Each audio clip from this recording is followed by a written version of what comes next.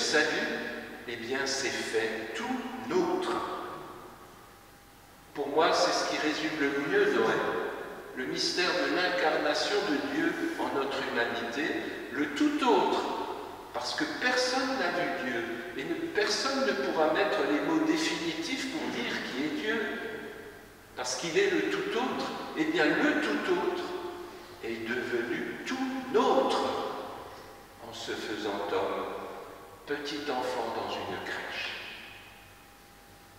Du début de sa naissance dans une pauvre crèche jusqu'à sa fin sur le trône de la croix, au cœur même de la nuit, il est lumière du monde. Et c'est cela, Noël. Dieu qui est venu nous illuminer, nous sauver du dedans de notre humanité, du dedans de tous les défis contemporains qui sont ceux de notre temps aujourd'hui, les défis des migrations, de la bioéthique, de l'écologie. Il vient éclairer l'humanité du dedans dans ces défis, et c'est pourquoi l'Église n'est pas absente de ces débats sociaux et politiques. Elle n'a pas à y être absente au nom de l'incarnation. Ceux qui veulent laisser l'Église à la sacristie ne comprennent pas ce que c'est Noël. L'Église doit parler au nom de l'Évangile, pas faire de la politique, mais parler au cœur des politiques, de ce qui est son seul programme, l'Évangile. La lumière vient du dedans de notre humanité, mais elle vient aussi dans le dedans de notre conscience, là où se joue le sens du bien et du mal qu'on efface tellement bien dans nos sociétés, au point de ne plus voir la frontière où est le respect inaliénable de la vie.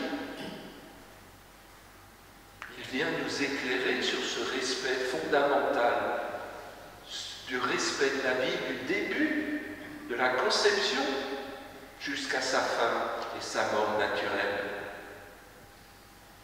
Quelle contradiction à Noël de fêter la vie en un enfant, et on s'émerveille. Tout à l'heure, j'avais la messe à Ribeauvillé, et on a eu un vrai bébé dans la crèche vivante.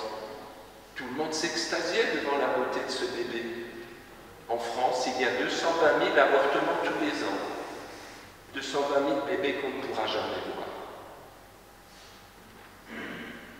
La lumière du Christ doit aussi éclairer les consciences humaines. On a fait de l'avortement un moyen de contraception en France. On a banalisé cet acte gravissime, et je ne juge pas les personnes. Il y a parfois des situations extrêmes, mais on a fait une loi générale pour une situation extrême, ou des situations extrêmes. Mais sur ces 220 000 avortements, ce ne sont pas des situations de détresse. Alors oui, la lumière du Christ doit venir éclairer du dedans nos consciences. Le débat sur la fin de vie et la possibilité, et même peut-être la demande, de faire des soignants, des donneurs de mort dans des suicides assistés, nous pose question à nos consciences. Il nous faut laisser le Christ aussi nous illuminer du dedans. Dans tous ces défis, l'Église n'est pas à côté de la plaque quand elle se permet d'essayer de dire mais où est notre humanité? Sommes-nous plus humains ou moins humains quand on va dans le sens de la facilité? Noël, si tant est qu'on ne le défigure pas avec des Pères Noël américains riant de façon ridicule, eh bien Noël peut venir nous éclairer. Le Noël de la foi. Non pas les faussaires de Noël qui peuvent envahir nos télés et nos publicités.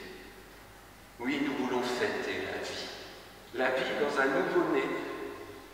Et tout ce que la vie permet comme espérance. Noël n'est pas un gros mot.